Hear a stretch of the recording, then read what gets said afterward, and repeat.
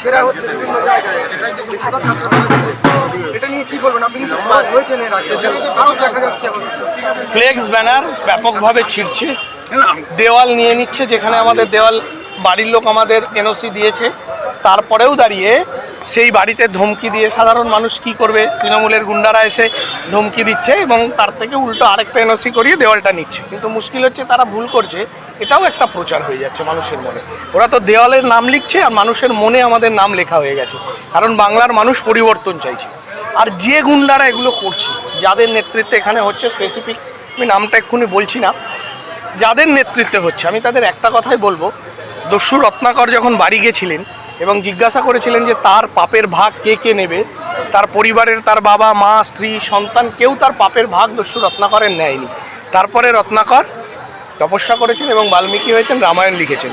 তো এই অঞ্চলের যারা তৃণমূলের রত্নাকর আছে, গুন্ডারা আছে, তাদের বলবো তাদের পাপের ভাগ কিন্তু দুর্যোধন দুঃশাসন নেবে না, তাদের পাপের ভাগ দুর্যোধন দুঃশাসন নেবে না। হতে পারে যে তারা প্রায়শ্চিত্ত করার সুযোগ না পেলে। তাই আমি অনুরোধ করব তাদের কাছে যে গণতান্ত্রিক পদ্ধতি বজায় রাখুন, সরকার পরিবর্তন হবে, বিজেপি সরকার আসছে, এমন কিছু করবেন না যে আপনাদের পুনর্বাসনের সঠিক ব্যবস্থা আমরা করতে অপারগ হয়ে যাই। এখন আজকে বিজেপি কর্মীকে মারবেন, ধমকি দেবেন, গুলি করে দেবেন, বাড়ি বাড়ি হুমকি দেবেন, আর সরকার পরিবর্তন আসলে ভাবছেন কাউকে না কাউকে দিয়ে জ্যাক ঠিক লাগিয়ে দেবো। আমি বলছি ভারতীয় জনতা পার্টি কিন্তু এটাকে অ্যালাউ করবে না। সুতরাং কিছু রাস্তা খোলা রাখুন। বিগত দিনে দেখা গেছে যে সিপিএম এর পার্টি থেকে ভোট পেতে বিজেপি হেরে গেছে সেই তুলনায়। এবছরও তো সিপিএম বিভিন্ন জায়গায় পার্টি দিয়েছে, আইএসএফ দিয়েছে, তো ভোট কাটাকাটিতে দেখুন সিপিএম, আমি বলছি ভারত বীজপুরের সিপিএম এর কথা আপনাদের একটু বলি।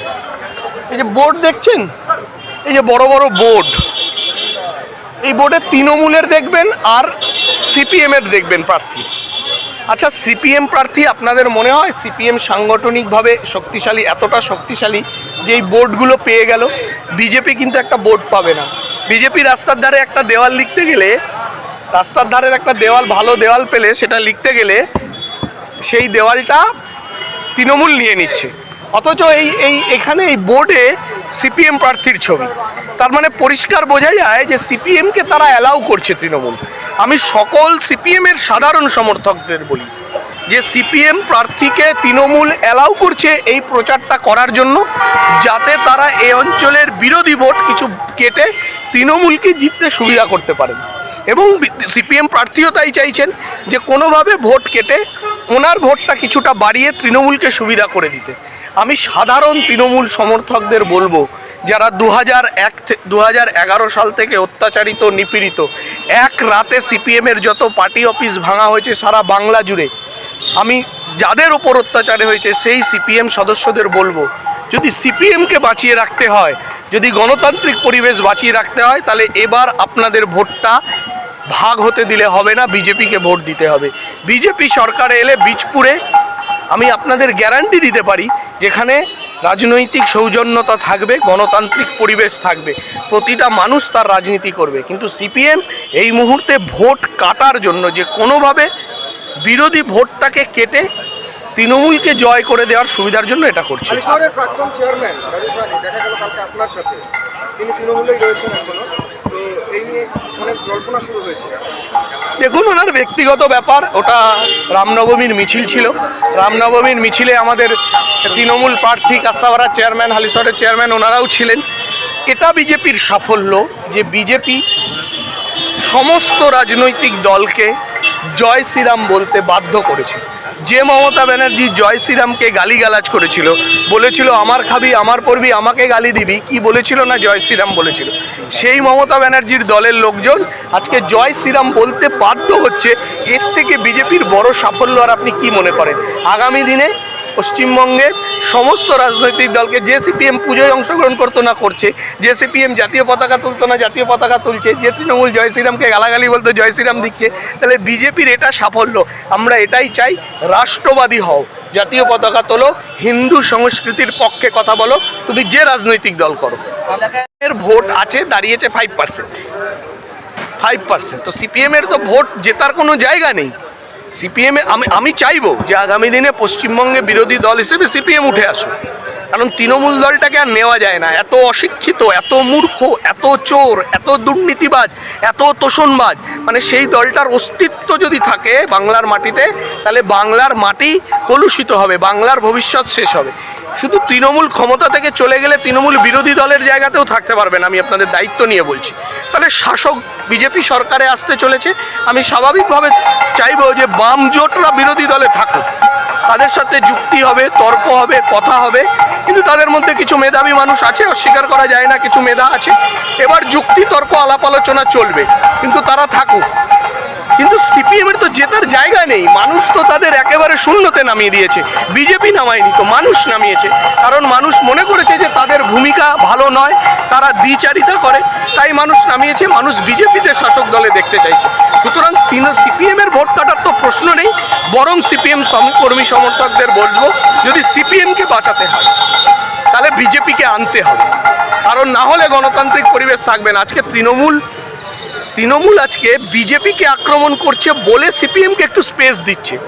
যেদিন বিজেপি থাকবে না, আক্রমণের লক্ষ্য সিপিএমই হবে। তাই আসুন আমরা সকলে মিলে একটা গণতান্ত্রিক পরিবেশ করি, তৃণমূলকে সরাই। কোন আইএনটিটিউসি নেতা? মানে যে ওই সিপিএম কনফারেন্সে জায়গা না পেয়ে তৃণমূলে গেল, ও আমার খুব ভালো বন্ধু, মন থেকে বলেনি। দেখুন, ওকে ওর মালিককে খুশি করতে হবে। একটা কথা বলি, মানে খারাপভাবে নেবেন না, মানে বুড়ো বয়সেও দল পরিবর্তন করেছে, অনেক শখ, অনেক স্বপ্ন। এবার কিছু তোকে প্রমাণ করতে হবে মালিকের জন্য, নালে বেচারা করবে কি বলুন দেখি। শখ অনেক, স্বপ্ন অনেক, বয়স হয়ে যাচ্ছে, চাকরি বাকরি নেই, কাজ নেই, কিছু করে কমবে খেতে হবে। এই করে কমবে খাওয়ার জন্য ও আমার খুব ভালো বন্ধু, মানে স্কুল জীবনের বন্ধু। এবং ও সিপিএম করাকালীন আমার সাথে বসেছে, যখন সিপিএম করতো আমার সাথে বসেছিল যে ওকে কিছু সাহায্য করার জন্য। বেচারা কনফারেন্সে লোকাল কমিটি মেম্বার হওয়ার জন্য খুব চেষ্টা করেছিল, পারেনি। এখন যাই হোক, এখন আমাদের কাঁসাপাড়ার চেয়ারম্যান যা পাচ্ছে ওই আগাছা হাতড়াচ্ছে, যা আগাছা পাই নিয়ে আসি। সেই হিসেবে ওকে নিয়েছে, ও বেচারাকে দোষ দেবেন না, ওর কথা খারাপও ভাববেন না, আমিও খারাপ করছি না। আমি বন্ধুর উন্নতি কামনা করব, যদি কিছু করে কমবে খেতে পারে ভালো। আপনি যে ওয়ার্ডে প্রচার করলেন সেটা নিখিল দাস, একসময়কার ডাকাবুকো বাম নেতা, তার ওয়ার্ডে প্রচার করলেন, কেউ সারা পেলেন আপনি সেখানে? ব্যাপক সারা, আপনারা দেখে মানুষের স্বতঃস্ফূর্ত উন্মাদনা। আর নিখিল দাসের প্রশ্নে বলি, নিখিল দাস সত্যি আমার বহু পরিচিত, খুব ছোটবেলা থেকে এদের দেখেছি। আমার খুব মানে একদম ছোটবেলায় এরা আমাকে খুব স্নেহ করতেন। বেচারা তৃণমূলে যোগ দেওয়ার পর মার খেলো, এই অপমান এই লোক এনার মানে প্রাপ্য ছিল না। আমি এদেরকে ছোটবেলায় দেখেছি, এদের থেকে স্নেহ ভালোবাসা পেয়েছি। আর মানুষের, এই অঞ্চলের মানুষের স্বতঃস্ফূর্ত ভালোবাসা স্নেহ পেলাম, আমি আশাবাদী। আজকে কি আপনি কি আশঙ্কা করছেন ভোটের সময় কোনো অশান্তি করতে পারে? ব্যাপক এরা বোমাগুলি মজুত করছে, কোথায় কোথায় মজুত করছে আমরা পুলিশকে সব জানাবো, কার কার কাছে মজুত আছে।